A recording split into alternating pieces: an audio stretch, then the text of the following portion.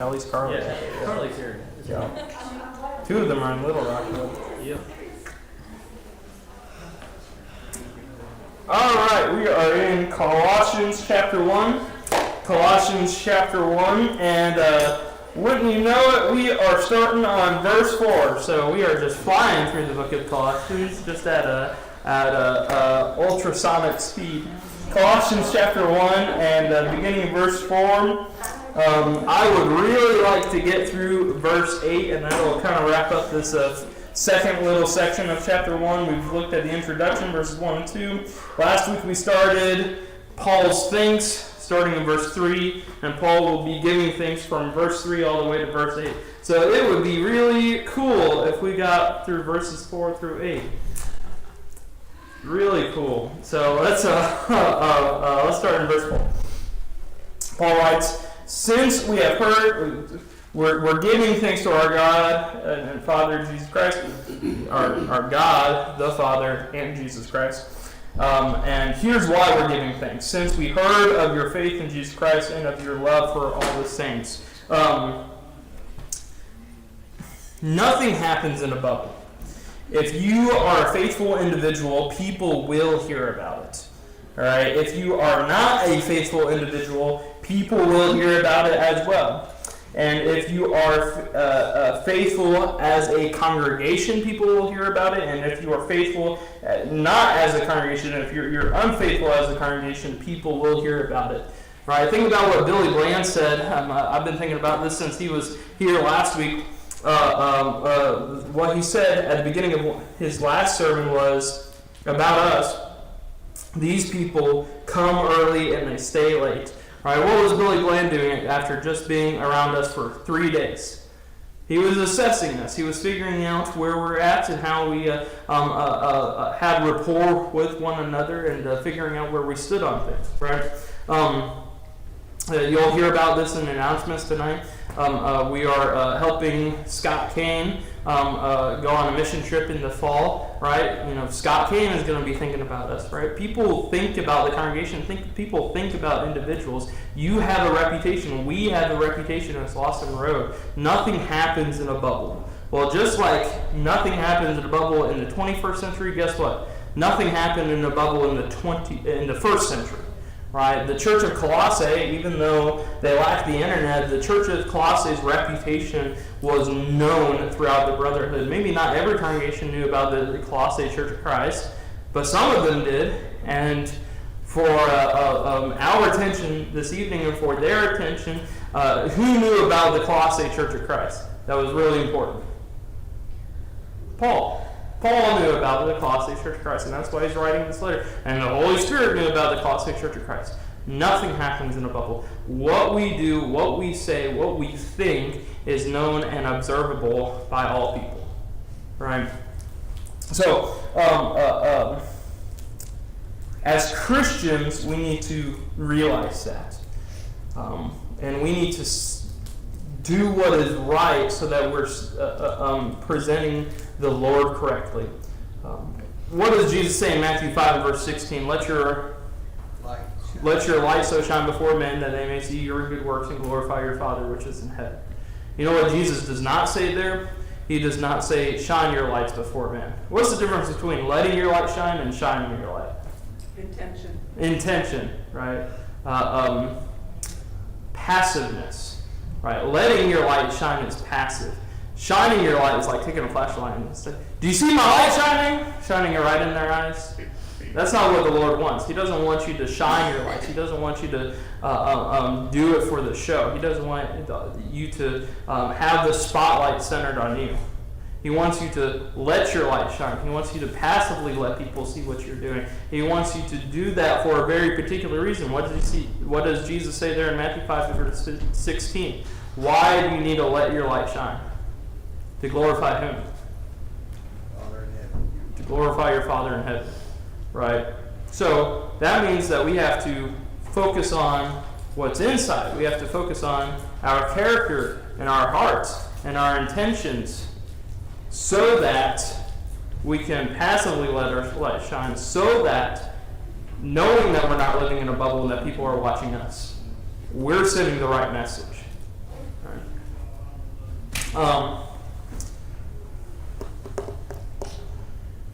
Who is the one who was watching the Colossae Church of Christ that told Paul about the Colossae Church of Christ? Anyone know?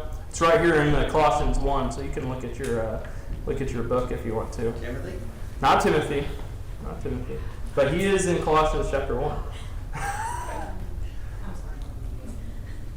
Starts with an E. Yeah, Epaphras. Yeah, you were starting to say Epaphroditus. Yeah. Epaphroditus, Epaphras, and Erasmus. I get confused. So Epaphras. Epaphras. We'll talk about him a little bit later on. But he's in prison with Paul, and he's telling Paul about the reputation of the Colossae Church of Christ. I don't know exactly what Epaphras would have told Paul, because, quite honestly, we don't have anything written about the Colossae Church of Christ except for the book of Colossians. So I don't know exactly what Epaphras would have reported to Paul about the Colossae Church of Christ, but I know three things that Paul gathered from Epaphras, at least three things from verses 4 and 5. Three things that Paul would have gathered from Epaphras concerning the Colossae Church of Christ. One is that they had faith, right? They had faith. They had love for all the brethren. And Paul was also thankful for the hope of heaven that was laid up for them. In other words, he was for sure, Paul was for sure that they were going to heaven. He was sure that they were going to heaven. All right, so he knew they were faithful. He knew that they had love for the brethren. And he knew where they were going. Right? Those things aren't guarantees. Epaphras must have been telling some pretty good things about the Colossae Church of Christ. Must have given Paul a glowing report. Let's open our Bibles to 1 John chapter 4. 1 John chapter 4. I want to focus in on love for all the brethren now. Right. Their faith in Christ. We'll talk about that a little bit more when we get into verse 5, where that faith was founded. But let's zero in on love for a few moments. Love for all the saints. Love for all the brethren. Here's what John writes in 1 John chapter 4, verse 20, starting verse 20. If someone says, I love God, and hates his brother, he is a liar, for he who does not love his brother whom he has seen, how can he love God whom he has not seen? And this commandment we have from him, that he who loves God must love his brother also. If you do not have love for the saints, if you do not have love for the brethren, do you love God? No. That's what John is saying. Why? Why does John say that you don't love God? Because you can't see him, but you got your brethren around you. Yep, you can't see God, but you have your brethren around you. How much easier is it to love somebody that is right there in front of you as opposed to love somebody whom you have never seen? And none of us have ever seen the Father, right? None of us has probably ever even seen the Son or the Spirit. I say that tongue in cheek. None of us have, right? So, none of us have ever even seen any of the members of the Godhead. We ought to be able to love at least those whom we have seen, which is our brother. Right? This should not be a difficult task. You cannot truly love God if you do not love the brethren. You cannot truly love God if you hate anyone, but especially if you hate the brethren. All human beings, every soul conceived, is precious in the sight of the Lord. Right? That includes the Adolf Hitlers all the way to the King Davids that have ever lived on this earth. Right? Adolf Hitler, in our minds, is the worst scourge of the earth, and King David, the Bible describes, was a man after God's own heart. Everyone in between is loved by God. So it's not just that we can't just not love anybody, right? We can't hate anybody. David would write in Psalm 8 and verse 5, talking to God, "You have made man a little lower than the angels, and you have crowned him with glory and honor." God has stationed man in a very prestigious place, just a little lower than the angels, is what David says there, right? God thinks very highly of humans in general, right? So if you hate anybody, that's not good. But the Bible goes one step further, both here in Colossians and also in 1 John chapter 4. Not only can you not hate any human being, but you especially can't hate a Christian, your fellow Christian. Why is that? What makes the Christian unique? And what makes the Christian specifically one that you cannot hate?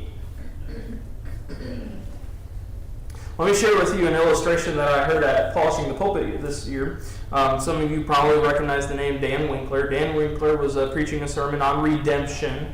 What's redemption? Anybody know the common definition of redemption? Yeah, to buy back. That's right.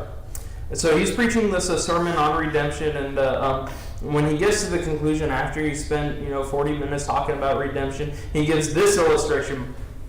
This little boy carved a wooden boat, and he would take it to the park. He put it in the lake, and it would float. Anyway, he loved that little boat. He made it himself. And then one day he lost that little boat. Well, you can imagine a little boy was probably distraught over the fact that he had lost his little boat. A few weeks went by, and he's at the local pawn shop, and guess what he finds in his local pawn shop? His little boat, the one he carved himself.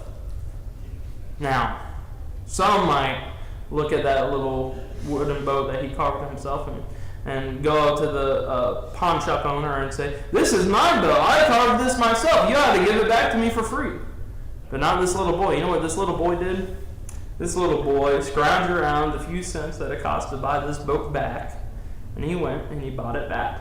And then as he was leaving, he was looking at this little boat. This is a bit cheesy, but this is how Dan would put it. He's looking at this little boat, and he starts singing to himself melodically. He says, "Twice mine, twice mine. I made you, I bought you. Twice mine, twice mine." And I don't think a little boy would ever sing that to himself, but it gets the point across, doesn't it? What's redemption? God made us, and then God bought us. We're twice His. Christians are twice His. God's made everybody, every human being, from Adolf Hitler to King David. But the Christian, how did the Lord purchase Christians? With Jesus' blood. With Jesus' blood.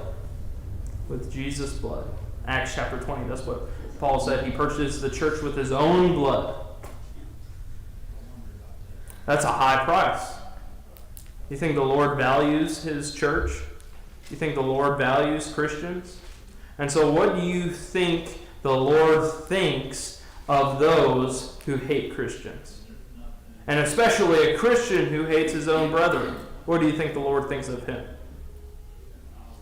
Probably not very fondly. No wonder Paul is giving thanks here in Colossians chapter 1, verse 4. No wonder Paul is giving thanks for their faith in Christ and their love for all the brethren which has been proclaimed to him. Any thoughts or questions or comments on Colossians 1, verse 4?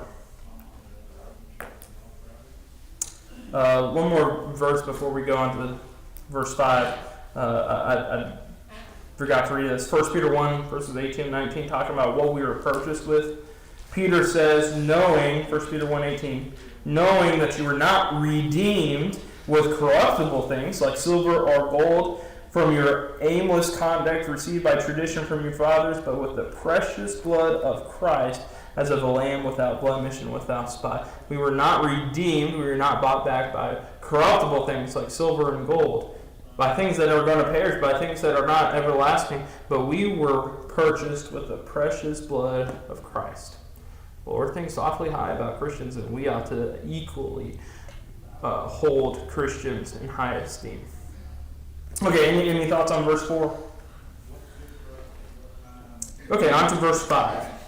You guys are letting me get to verse 8, huh? Because of the hope which is laid up for you in heaven, of which you heard before in the word of the truth of the gospel.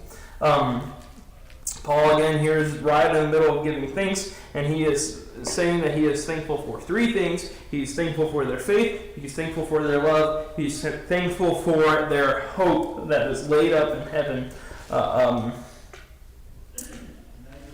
Paul is a man, talking about heaven, Paul is a man whose eyes are continuously on the prize. All right, he is one who never wavers in his resolve to get to heaven. His eyes are ever on the prize. And that's what we should be, right? Again, another verse that Billy Bland brought up. Actually, this was the first two verses that he preached on. Hebrews 12, verses 1 and 2.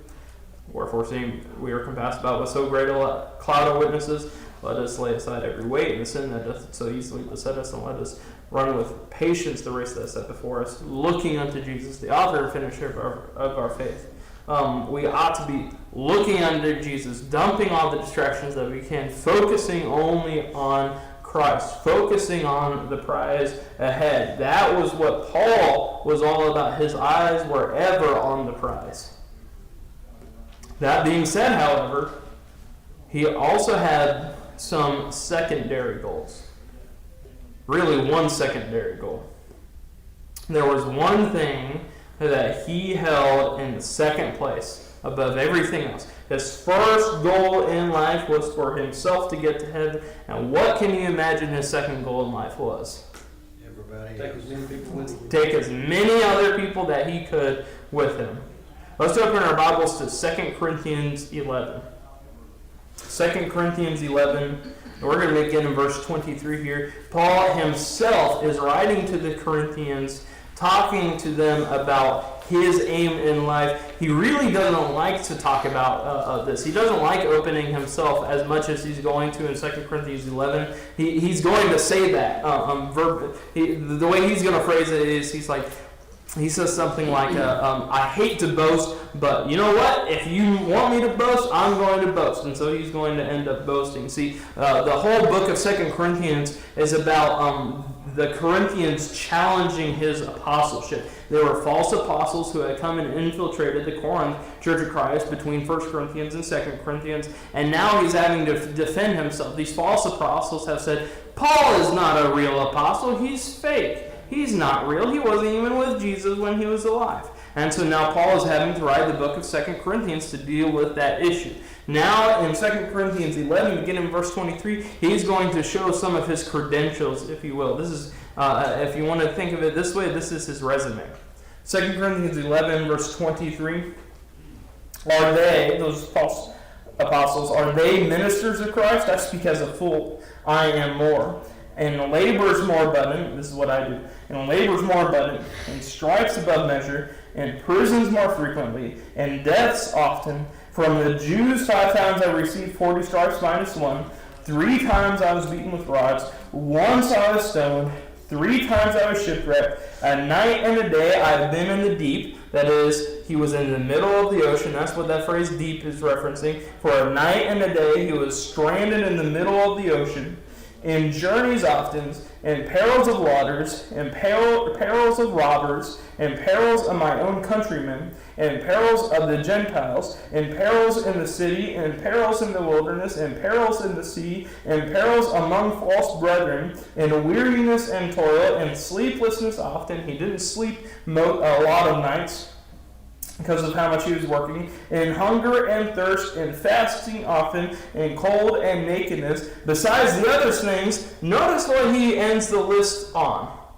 Above all these calamities that he has undergone, what was the final thing that he described as being his chief concern? The thing that, if you want to use this word, stressed him out the most.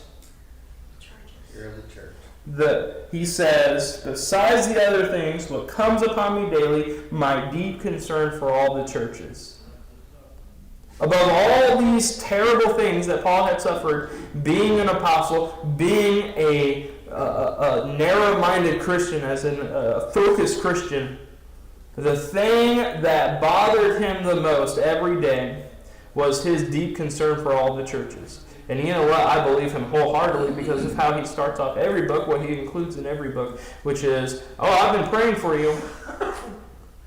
Paul was a fervent prayer. Paul was one who cared deeply about other people, wanting to make sure that they got to heaven.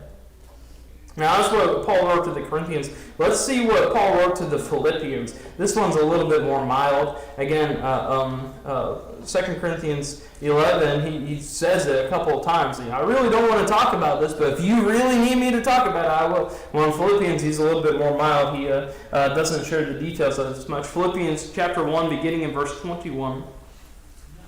Let's step into Paul's mindset here. Let's step into his shoes and see what he's thinking. Philippians 1, verse 21. We don't have to guess about what he's thinking because he tells us. Philippians 1:21. For to me to live is Christ and to die is gain. All right, pause right there. What does that mean? What is Paul's mindset here? How does Paul view life and death? Death is victory. Death is victory. Death is gain. Death is a good thing. And what about life? Opportunity to convert more, I guess. Yeah, opportunity to convert more. It's all about Christ. It's Christ-centric. Everything I do is about Christ. My whole waking life is about Christ. My every thought goes back to Christ in some way. For to me, to live is Christ. It's everything about Christ, and to die is gain. I gain everything at death. Let's notice what else he says. Verse 22. But if I live on in the flesh, this will mean fruit from my labor. Yet what shall I choose, I cannot tell. For I am hard pressed between the two, having a desire to depart and be with Christ, which is far better. Nevertheless, to remain in the flesh is more needful for you. And being confident in this, I know that I shall remain and continue with you all for your progress and joy of faith. Paul says he is hard pressed. He's torn in two, as we would probably say in the United States today. He's split-minded, if you will. On the one hand, he prefers his choice would be to depart and be with Christ, to die. Paul's one who has such eternal confidence in the security of Christ's blood that he is all ready to die and go on to his reward. He's ready, right? He is so spiritually minded, he is ready for death. And yet, nevertheless, what is he willing to do and what is he confident he's going to end up doing? Because he's an inspired man. He's not going to die, he's going to what? Continue working for Christ. He's going to continue living and working for Christ. We don't have to guess about Paul's mentality here. Right? Paul had a deep concern for the church. His eyes was on the prize. He wanted nothing more than to go to heaven. And yet his secondary goal, above all else, nothing even comes close, was to get as many people to go to heaven with him as possible. I can't remember where it's at, but he says, he has a little run of verses there. It says that he became All things to all men. things to everybody that he might win some. Yeah. Something like that. I think it's in one of the Corinthians. I think it's in 2 That's where Corinthians. you were going. Yeah. That's a great thought too. Someone can look that up if you want to. I became all things to all men that I might win some. That is, he was doing everything humanly possible to win as many souls as he could for the cause of Christ. As Paul is starting off this book to the Colossians, it's no wonder that he gives thanks in prayer to the Lord for the fact that these Colossians had hope in heaven.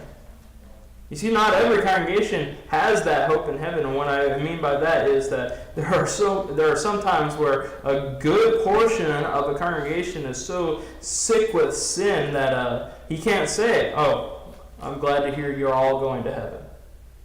Right? Corinthians, they definitely would have been characteristic of that. Right? They had sin after sin after sin. Go ahead.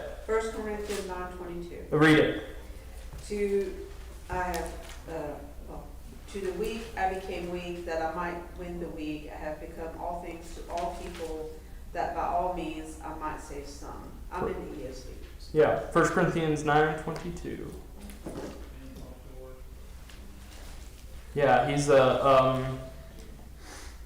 he's talking there about patience, and he's going to build up to the thought of he beats himself daily. Billy Bland brought that up, 1 Corinthians 9:27.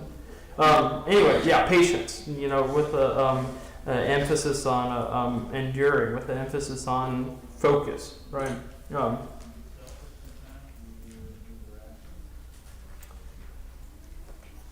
No wonder Paul starts off Colossians by saying, I am thankful to hear that you are all going to heaven. The Corinthians would not have all been going to heaven, right? That's 1 Corinthians 6, verses 9 through 10. Know ye not that the unrighteous will not inherit the kingdom of God, neither fornicators, nor adulterers, nor effeminate, or so on and so forth there. Right? At least the fornicators were present there in Corinth, which is why he starts the list off with that. In fact, 1 Corinthians 5, 6, and 7, all three of those chapters deal with fornication in the Corinth church. Galatians chapter 1, verses 6 through 9, similarly starts off with Paul saying, I marvel that you are so soon removed from him who called you into the grace of Christ into another gospel. In other words, they had fallen from grace, Galatians 5, verse 4. Right? Not every congregation, not every group of Christians can Paul say, I hear you're all going to heaven, and that's fantastic. But Paul can say it with the Colossians. And that's really interesting. And that's really think-worthy. Any thoughts or questions or comments right there before we go on to the next stop? Okay, not only was Paul thankful that they were going to heaven. His eyes are on the prize, and so are the Colossians' eyes on the prize. Not only was he thankful that they were all going to heaven, but he was also thankful for the hope that is in heaven. Hope is an anchor for the soul. You may have heard that before. That comes from Hebrews 6 and verse 19, in which the Hebrews writer writes, This hope we have as an anchor of the soul, both sure and steadfast, and which enters the presence behind the veil. Now that phrase, the presence of behind the veil, that might sound a little odd. Whenever we read it in its context, we can discern that the presence beyond the veil, that's a reference to the Holy of Holies, which was symbolic of heaven. So in other words, this hope is an anchor for the soul that ascends into heaven. Think about it like this, right? When you're in a storm, whenever you're, just wanting to park your boat somewhere, what do you have to do? All right, there's no e-brake that you can put on. What do you have to do to park your boat somewhere? You have to use an anchor, right? An anchor anchors you somewhere, parks you somewhere, so that you're not too tossed to and fro by the wave, so that you don't drift away, as the Hebrews writer would warn against in Hebrews chapter 2. Right? We want to stay in place. And as Christians, we want to stay in place. And where is the place that we want to stay anchored to, attached to? Well, it's heaven. Right? That's our focus in life, right? It's to make it to heaven. It's to be with Christ. It's to live for Christ. Right?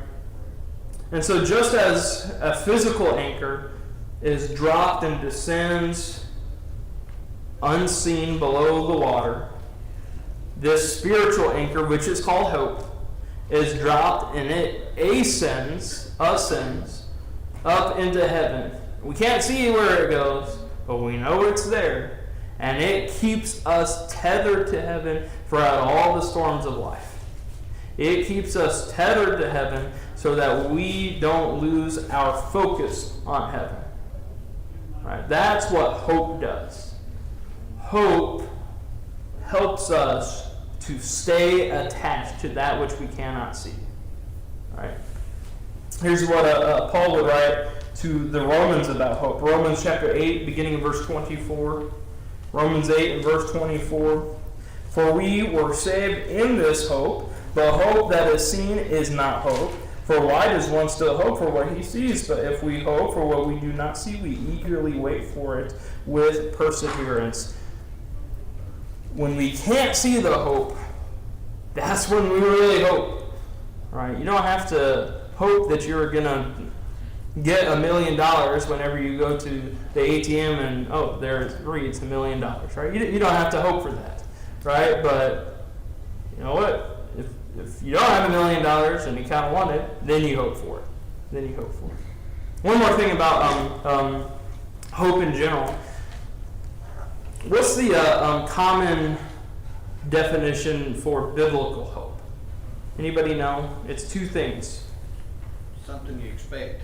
Yeah, something you expect and desire. Those are the two key words. It's something expected and desired. All right, let me illustrate that for you. It was Apollo 11, right, that first landed on the moon? That's great. Some of y'all may have been alive whenever that happened. Yeah, you teach it. I was going to say I was not alive, but Yeah. You what? We do. You teach it. Yeah, Apollo 11. Right. Okay. So all those scientists, all those rocket scientists who got together to send up Apollo 11 to the moon. By the way, you remember that door knocking that we did back in June, the Chase Park Church of Christ? They had some members of Chase Park Church of Christ work on every one of those Apollo NASA missions. So that's kind of neat, you know. Anyway, that's free. I won't charge you for that.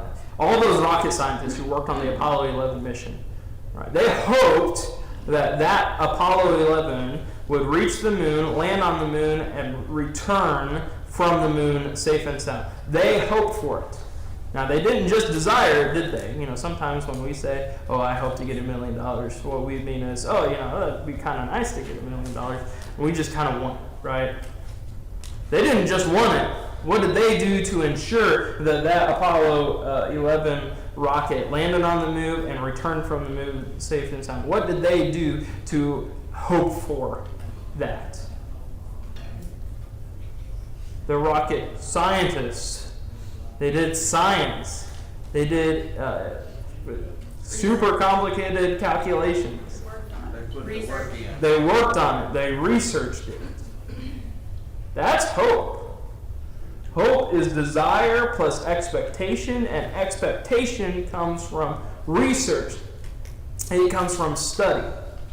All right, if you want the hope of heaven, as these Colossians did, what do you think you need to do? You need to want it, and you need to expect it from research. Now, as Christians, our aim is not the moon. Our aim is not even the stars. Our aim is beyond the stars to heaven eternal. And if it took them a tremendous amount of work to hope to get to the moon, how much more work and study do you think it's going to take us to hope to get to heaven? We might not be able to do all the complicated calculations like they did. You know what? I'll be the first to admit I'm not as smart as they are. Right? But we might not be able to do all the complicated calculations like they did, but we need to put in all the effort like they did. Hope. All right. Any final thoughts or questions or comments? We got 2 minutes left. We're not done with this verse, but we can keep going on. Thoughts, questions, comments. Okay, one more thought before we close out. We're still not going to get through. I'm only halfway through this verse, by the way. Closing out our conversation on hope, Paul is bringing together, I guess I'm going to call it the Christian triad, right? Or the characteristic triads of the Christian. Faith, love, and hope. You're going to hear this most often referred to as faith, hope, and love. These are the 3 things that Paul sometimes combines together, and he does it here at the introduction of Colossians as well. Tom Waycaster, who was one of my teachers, in his commentary, he quoted another commentary that I don't have, so I got to quote them both. This fellow named Lightfoot said concerning faith is about those things that are past. It's work in the past. Love is work in the present. and hope is looking towards the future. Very interesting that those three things are together. No wonder Paul brings them up again and again. These three things are not equal, though. One is better than the other. Which one's superior? Love. Love. 1 Corinthians 13, the last verse of there. Now abides faith, hope, and love, and the greatest of these is love. Also, it's the only one, like, the present's the only thing you have control over. Yeah, it's the only one that you have control over. That's right. It's the only thing that's in heaven too, is our hope, if we're in heaven. Yeah. By the time we get to heaven, Love is the only. faith and hope are dissolved. Right? They naturally go away. Because hope that is seen is not hope. Faith is something that you've heard about. It comes from testimony. It comes from hearing. Romans 10, verse 17. Okay, now you're seeing it. You're not hearing about it anymore. You're seeing heaven, so you don't have to open it. You don't have to believe in it, quote unquote. Now you just live it. You love it. All right. So the greatest of these is love. So, And that's what Jesus did for us. that's right. We can't do anything without him. Yep. He's the one to show that. Yep. Show that. Yep. That's what Jesus did for us. Also, faith and hope don't mean anything without love. All right. What good is faith if you don't have love to share it? What good is hope if you don't have love to share it? That's what all 1 Corinthians 13 is about. And actually contrasting love with different miraculous words. So, okay, we are halfway through. What is that verse? Is that verse 5? Yeah, we're halfway through verse 5. So that's good. So we made it through a verse and a half tonight, which is more than last